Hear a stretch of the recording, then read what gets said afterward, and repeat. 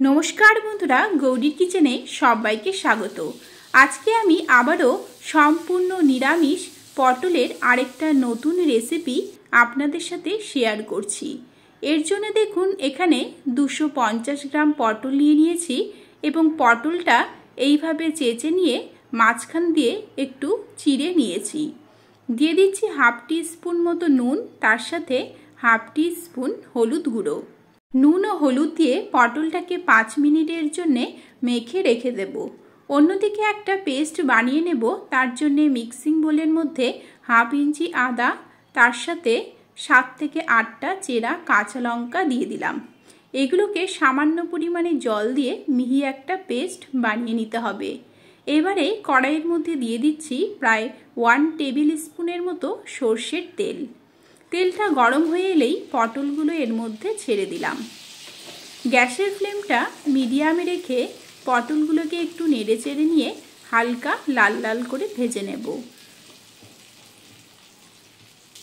5 minute পরে ফিরে এলাম।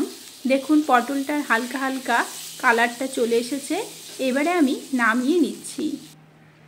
একই তেলের মধ্যে দুটো তেজপাতা, हाफ टी स्पून गोटा जिरे फोड़न दिए दिलाम। फोड़नटा जखन एकटू फुटे उठबे एबं जिरेर फ्लेवरटा बेरिये आसबे तखन आमरा एर मध्य जे आदा एबं काँचा लंकार पेस्टटा बानिये रेखेछिलाम सेई पेस्टटा एर मध्य दिए दिते हबे। मिक्सिंग बोलेर मध्य सामान्य परिमाणे जल निये जलटा दिए दिलाम। एबारे एगुलोके एकटू नेड़े चेड़े निये भालोभाबे मिशिये नेब। এখন এর মধ্যে দিয়ে দিচ্ছি প্রায় হাফ টি স্পুন পরিমাণ নুন, তার সাথে হাফ টি স্পুন হলুদ গুঁড়ো এবং দিয়ে দেব হাফ টি স্পুন ধনে গুঁড়ো, তার সাথে হাফ টি স্পুন জিরে গুঁড়ো। গুঁড়ো মশলাগুলোকে খুব সুন্দর করে নেড়ে চেড়ে নিয়ে তেল ছাড়া অবধি কষিয়ে নিতে হবে।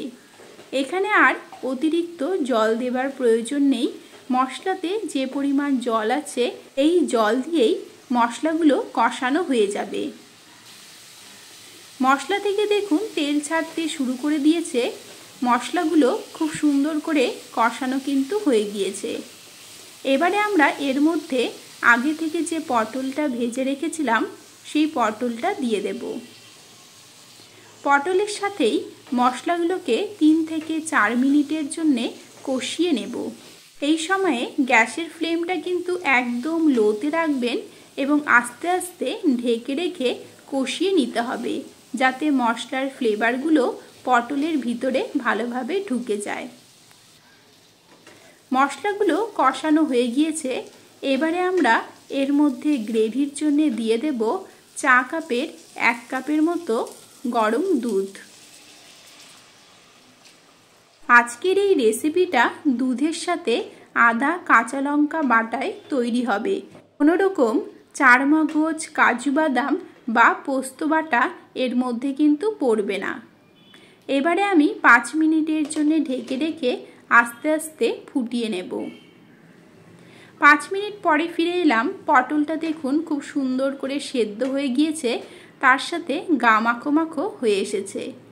এবারে এর মধ্যে টেস্টের জন্য সামান্য পরিমাণে চিনি দিয়ে দিলাম। নুনটা আমার আগে থেকেই দেওয়া ছিল, তাই এখন আর দেব না। এবারে নেড়ে চেড়ে নিয়েই গ্যাসের ফ্লেমটা বন্ধ করে দেব এবং 10 মিনিটের জন্য ঢেকে রাখব। তারপরেই কিন্তু গরম গরম ভাতের সাথে পরিবেশন করব। ঠান্ডা হবার পরে যে গ্রেভিটা দেখতে পাচ্ছেন সেটা কিন্তু পটলের সাথে একদম গা মাখো মাখো হয়ে যায়।